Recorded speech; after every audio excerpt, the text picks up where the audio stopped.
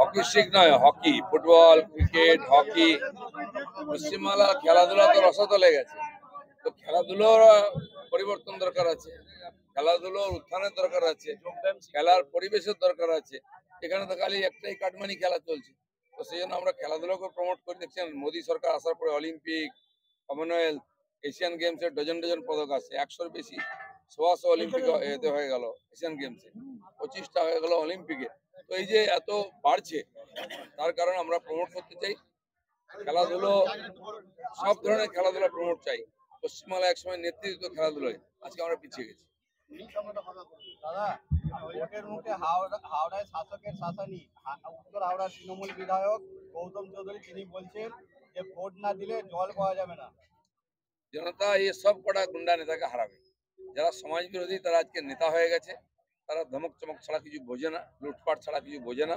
এক একটা করে ধরা হচ্ছে, এরা সব ভেতরে যাবে। কিন্তু জনতার মধ্যে উৎসাহ সাহস এসে গেছে এদের বিরুদ্ধে কথা বলার। এবারে লাইনে দাঁড়িয়ে দমাদম ভোট দেবে, এদেরকে হারাবে। দাদা, শাহজাহানকে বাঁচাতে মরিয়া মমতা, আদালত যেটা পর্যবেক্ষণ দিচ্ছে যে একজনের স্বার্থ সুরক্ষিত করতে এত তৎপরতা কেন? এর আগেও হয়েছে। ওনার যত এই যে প্রাণভোমরা শাহজাহানের মতো লোকেরা, যার উপরে টিএমসি বেঁচে আছে, সরকার দাঁড়িয়ে আছে, তাদের টাকা পয়সা, তাদের লাঠির জোরে এক একটা পিলারকে ভাঙছে আদালত, ইডি, সিবিআই। মমতা ব্যানার্জির মতো যারা গুন্ডা পুষে রাজনীতি করেন, তারা ধীরে ধীরে ভিখারির জায়গায় চলে যাবে।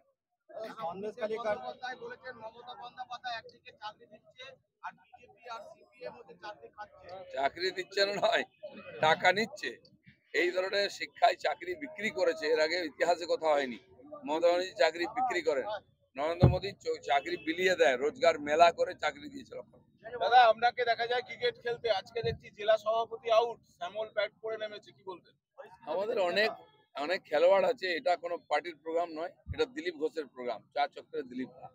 এখানে টিএমসি, সিপিএম, কংগ্রেস সবাই আছে, সমাজের সব লোক আছে, সবাই আসবে। এখানে জেলা প্রেসিডেন্ট বা রাজ্য সভাপতির কোনো ব্যাপার না, দিলীপ ঘোষের নিজস্ব ব্র্যান্ডেড। দাদা, প্রধানমন্ত্রী সবার মাঠের সমস্যা কি মিটলো? হচ্ছে, মাঠ তো ওরা দেবে না বলেছে, আমরা তবু গেছিলাম দেখতে, কেন দেবে না। এর হিসাব কিতাব পরে দেখবো আমরা। আরো একটা বড় মাঠ আছে, সাইয়ের মাঠ, ওটাও পরিষ্কার পরিচ্ছন্ন করা হচ্ছে, সম্ভবত ওখানেই হবে। তো কোথায় পার্টি অফিসে বসে আছে? রাস্তায় বসে আছে। আমাদের পার্টির নেতারা রাস্তায় বসে, দিলীপ ঘোষ রাস্তায় বসে। যারা বিজেপি করে তাদেরকে রাস্তায় বসতে হবে, এসিতে বসলে সারা পার্টি হবে, বিজেপি হবে না। দাদা, সন্দেশখালী মামলায় আদালতে বিস্ফোরক করতে যেটা ইডি সূত্রে জানা যাচ্ছে যে শাহজাহানের দুর্নীতির টাকা আরো 2 মন্ত্রীর কাছে গেছে বলে ইডি দাবি করছে। অনেক মন্ত্রীর কাছে গেছে, অনেক এমএলএ, এমপি সরকারের কাছে গেছে, কালীঘাট পর্যন্ত গেছে। টাকারও কোনো সীমা নেই। আর কতজন লোকের পাঠিয়েছে তার কোনো তালিকাও এখনো আসেনি, সব আসবে, চিন্তা করবেন না। ভোটের চেয়ে বড় গেম কি আছে? সেই গেমটাও বর্ধমান দেখবে।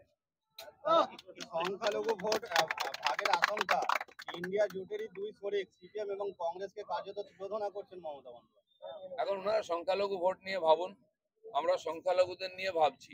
মোদিজি ভেবেছেন, তাদের বাড়ি করে দিয়েছেন, শৌচালয় দিচ্ছেন, গ্যাস দিচ্ছেন, বাড়ির সামনে জল দিচ্ছেন, রাস্তা দিচ্ছেন, ছেলে মেয়েদের পড়ার জন্য স্টাইপেন্ড দিচ্ছেন।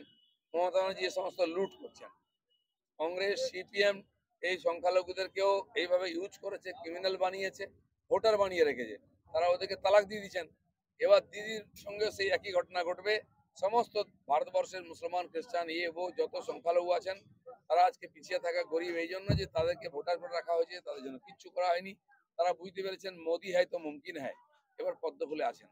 দাদা, অভিষেক বন্দ্যোপাধ্যায় বলছেন যে আমরা চাকরি দিচ্ছি, সিপিএম আর বিজেপি দুজনা মিলে চাকরি খেয়ে দিচ্ছে। কে চাকরি খেয়েছে সবাই জানে, চাকরির টাকা কে খেয়েছে সবাই জানে, পেটের থেকে বার করবে এবার ইডি।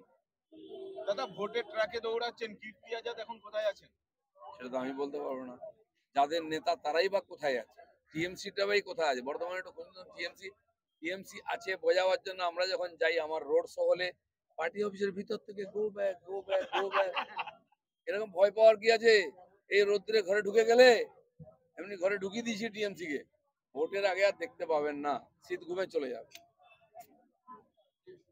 চলো চা খাও। ভারত মাতা কে জয়! ভারত মাতা কে জয়!